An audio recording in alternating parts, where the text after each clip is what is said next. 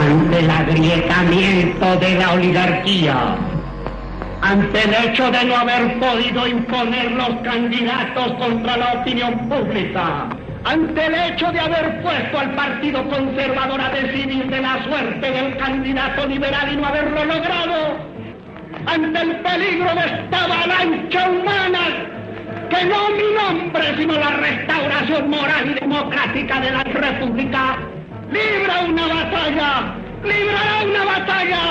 vencerá a la oligarquía liberal y aplastará a la oligarquía conservadora.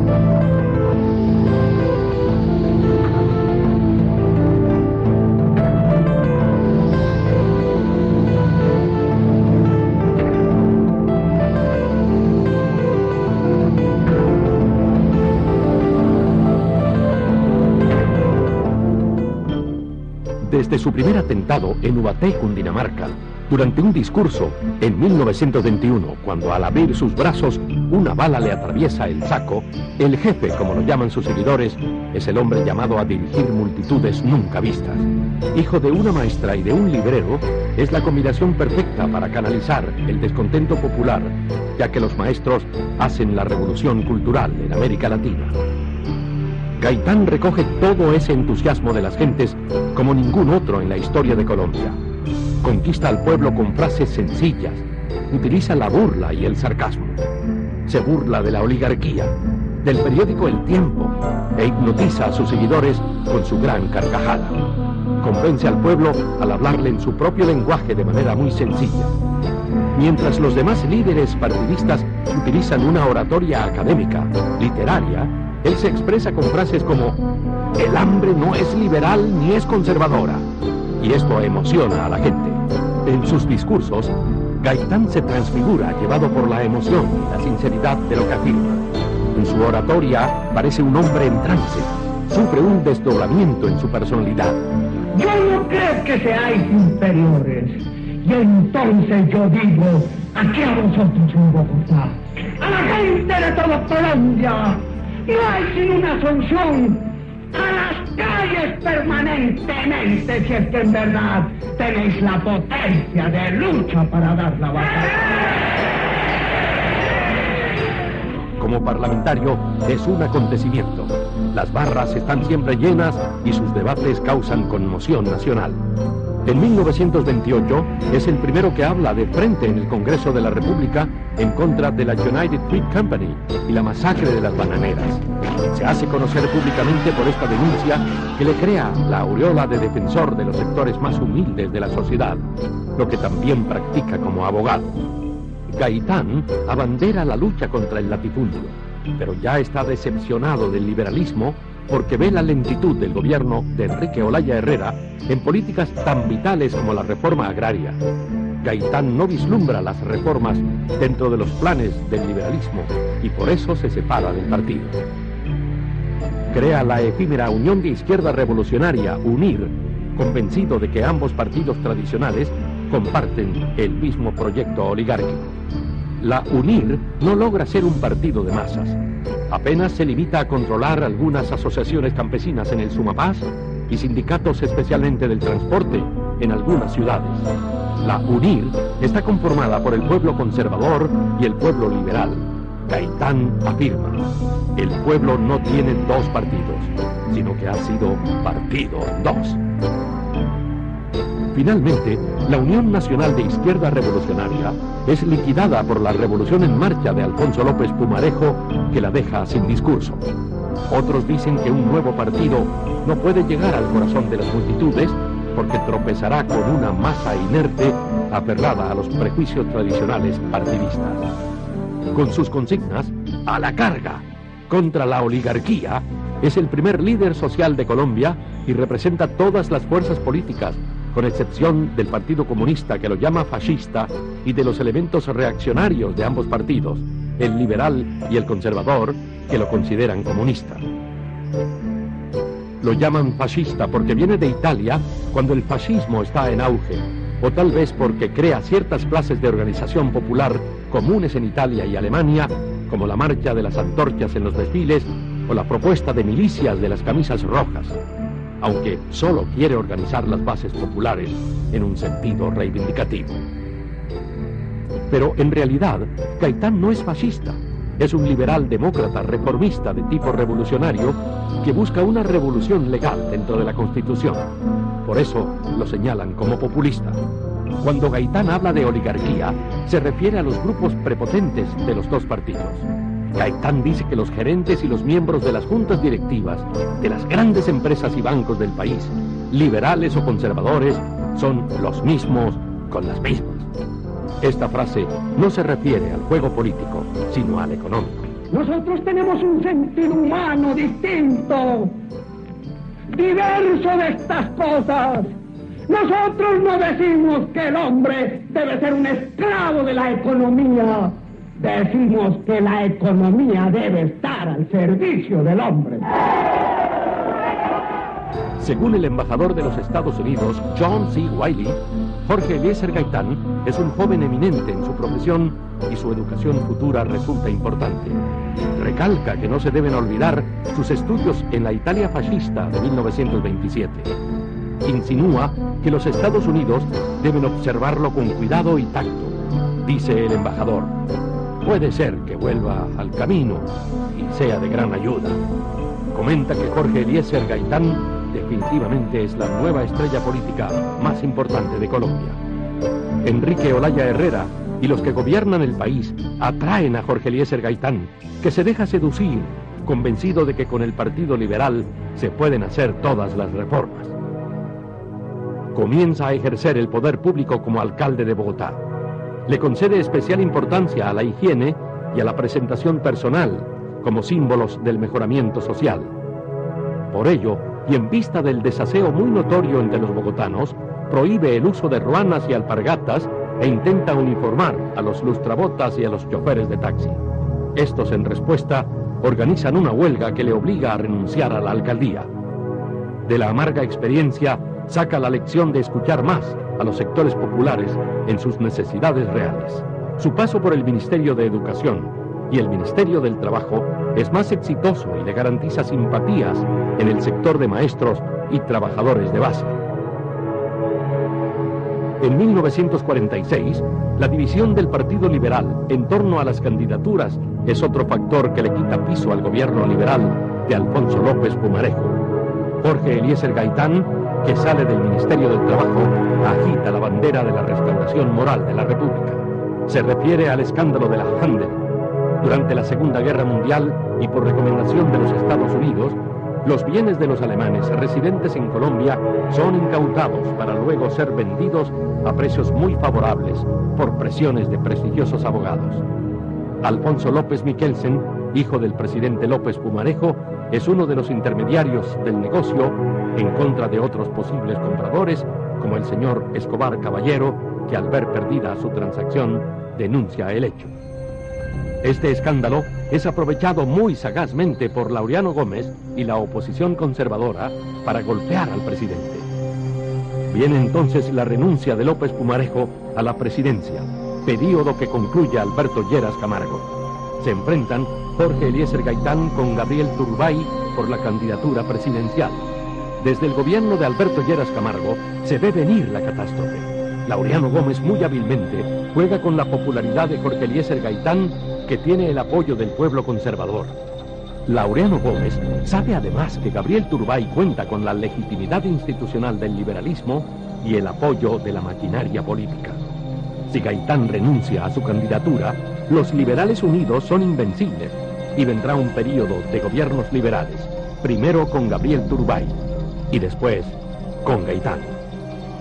Por esto ordena a los conservadores participar en las manifestaciones y hacer propaganda en favor de Jorge Eliezer Gaitán. Su candidatura se proclama por primera vez en la historia del país en un acto de masas y como vocero del pueblo de ambos partidos, lo que reitera en su discurso de aceptación en la Plaza de Toros de Santa María. Nosotros somos una corriente revolucionaria de justicia en marcha. Nosotros somos el Partido Popular más poderoso de la historia de Colombia. El vertiginoso ascenso de Jorge Eliezer Gaitán hacia el poder anima a los dirigentes de ambos partidos a ejercer la represión para detenerlo. Este periodo de violencia se inicia en 1945, en el gobierno que concluye Alberto Lleras Camargo. Sus amigos de los comités gaitanistas le advierten que no lo dejarán llegar por las vías legales al poder y que incluso, en caso de que gane, le desconocerán el triunfo y le armarán un golpe de Estado. Gaitán dice que si a él le pasa algo, en este país no quedará piedra sobre piedra. Argumenta que él no es un hombre, sino un pueblo. Estas frases son ciertas desde el punto de vista emocional, pero ilusas desde el punto de vista histórico y político. Tal convencimiento no permite la organización de los cuadros gaitanistas. Mientras tanto, y a última hora, desde el periódico El Siglo es lanzada la candidatura conservadora de Mariano Ospina Pérez a la presidencia de la República ante la negativa de Laureano Gómez de aceptarla, pues los conservadores saben que lo único que puede unir a los liberales es una candidatura de Laureano Gómez. El conservatismo unido gana las elecciones mientras los liberales obtienen la mayoría, pero pierden el poder. Así sube a la presidencia Mariano Ospina Pérez y Jorge Eliezer Gaitán asume la jefatura única del Partido Liberal. Uruguayo y venezolano. Salud, amigos. Periodista. Y alguien está trazando una línea en el piso y está diciendo hasta aquí. Tiene más de 30 años cubriendo, analizando y comentando los principales acontecimientos internacionales.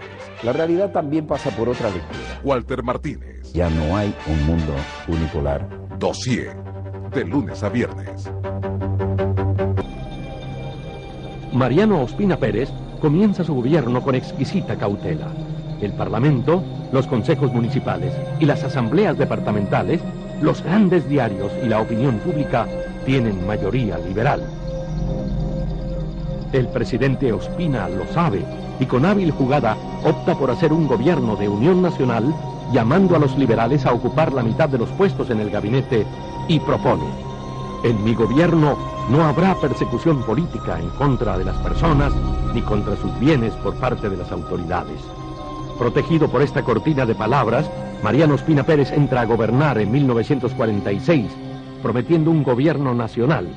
Sin embargo, su intención se reduce a inspirar confianza para proceder a montar en la sombra la maquinaria que impide a la mayoría ejercer sus derechos políticos.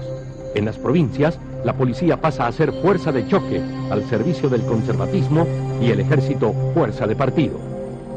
Los ministros liberales se ven obligados a renunciar, pero no se unen a Gaitán, sino que lo dejan solo y se ausentan del país. Para ellos, Gaitán es el jefe del Partido Liberal, pero también es su oveja negra. Simultáneamente, millares de campesinos ven arder sus chozas o son asesinados. Comienza la huida hacia las grandes ciudades y los países fronterizos. El terror reina en las provincias. Mariano Ospina Pérez no se presenta como el sectario de odios hacia el liberalismo, sino como el manipulador del sectarismo partidista para impedir la futura victoria que se intuye por parte del caudillo Jorge Eliezer Gaitán. Según comentan sus seguidores, cuando Gaitán asume tan convencido la jefatura liberal después del triunfo del conservatismo, cambia fundamentalmente. Ya no es el antioligárquico, ya no recibe a los jefes de zona, ni a los dirigentes populares con el entusiasmo que lo hacía antes. Hay que hacerle mucha antesala al jefe, porque siempre está con los dirigentes del partido a escala nacional. Cuando se confeccionan las listas para el Congreso, el gaitanismo de Bogotá considera que lo más justo y conveniente es que Pedro Garzón quede en un renglón para el Congreso, en reconocimiento a sus grandes servicios a la causa de Gaitán. Al exponerle esto a su jefe, les contesta que si acaso consideran a Pedro Garzón como un doctor Echandía, o un doctor López, o como un doctor Santos. Esto ocasiona un receso en las actividades de los antiguos comités gaitanistas. Ya no planean actividades como la Marcha del Silencio, que se realiza en nombre del Partido Liberal y a cuya cabeza marcha Julio César Turbay Ayala. Los antiguos gaitanistas dicen, ahí sí salieron los de arriba a mostrarse.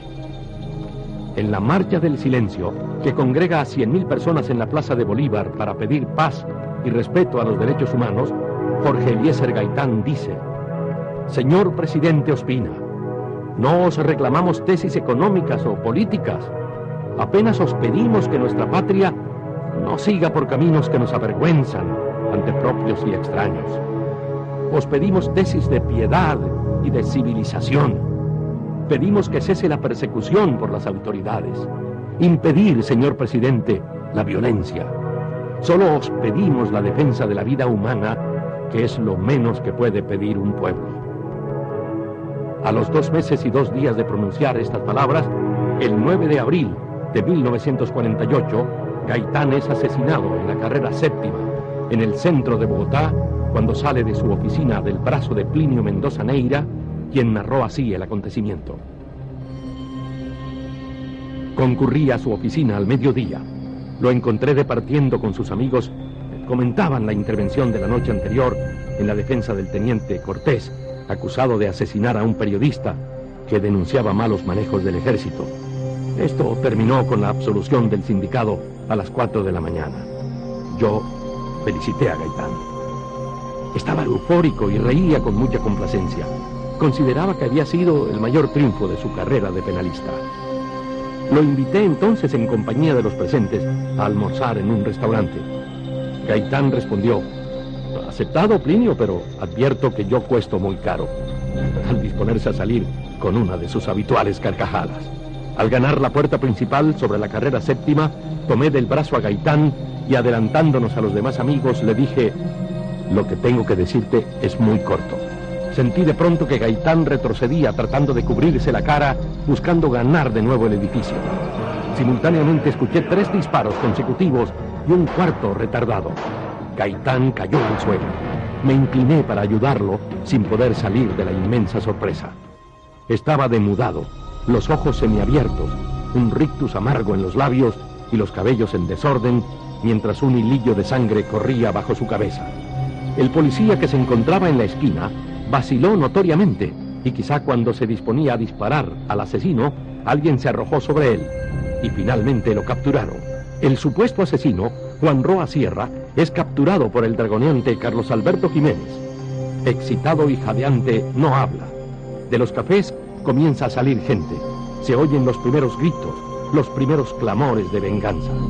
El sargento Efraín Silva llega en apoyo del dragoneante, pero los 2 policías se ven impotentes para garantizar la vida del detenido y lo meten a la droguería Granada, cuyas cortinas de hierro se bajan inmediatamente. No me mate, mi cabo, le dice Juan Roa Sierra al policía que lo capturó. Sin embargo, se aferra a los policías como a sus únicos posibles salvadores frente a la creciente furia de la multitud que se agrupa y amenaza con reventar las cortinas metálicas del improvisado refugio. Elías Quesada, empleado de la droguería, es el único que puede hablar con Roa Sierra en estos angustiosos momentos, mientras la multitud crece y pretende allanar el refugio del asesino. ¿Por qué ha cometido este crimen? El hombre acorralado contesta, ¡ay, señor! Cosas poderosas que no le puedo decir. ¡Ay, Virgen del Carmen, sálvame!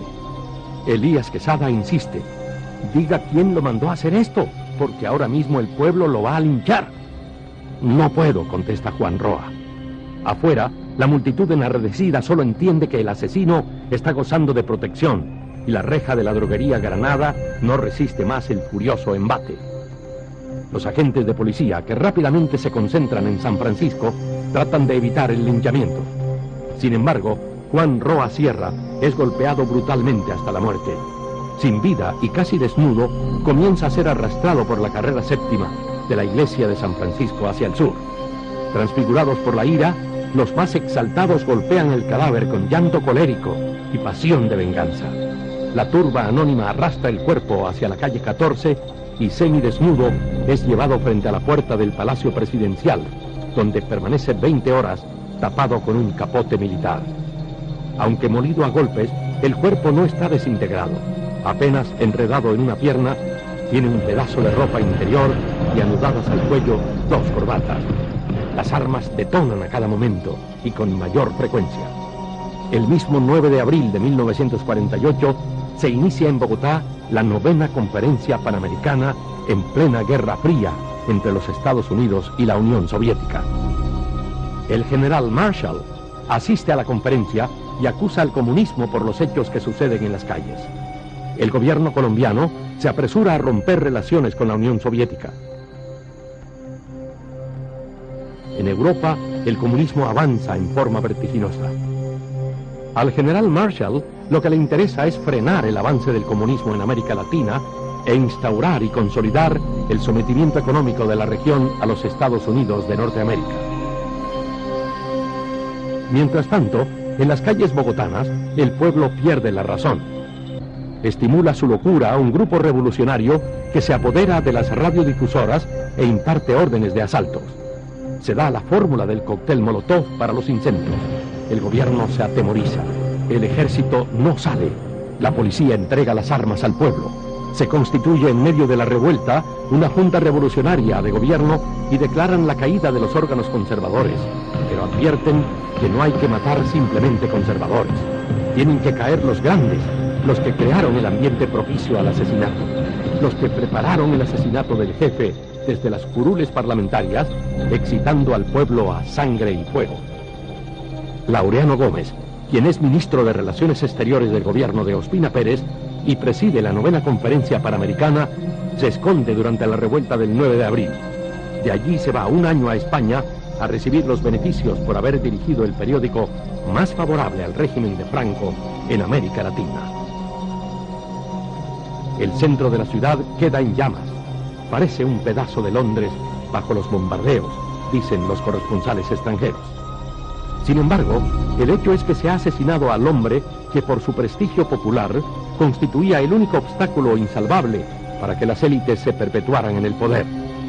El pueblo enfurecido está enterado de que los líderes liberales se encuentran en Palacio negociando con el gobierno. Entre ellos, Carlos Lleras Restrepo y Plinio Mendoza Neira. Piden sus cabezas. A Palacio es la consigna. No cesan los disparos, las explosiones y los incendios. En la noche, el alcohol de las tiendas saqueadas empieza a hacer sus efectos en medio de incendios y de un violento aguacero, mientras crece el número de muertos. Los barrios se lanzan sobre el centro de Bogotá. Se forma una gigantesca manifestación que cubre la carrera séptima y avanza hacia el Palacio Presidencial. Cuando la multitud se asoma a la Plaza de Bolívar, se da la información de que se aproxima un tanque amigo. Eran varios con banderas rojas.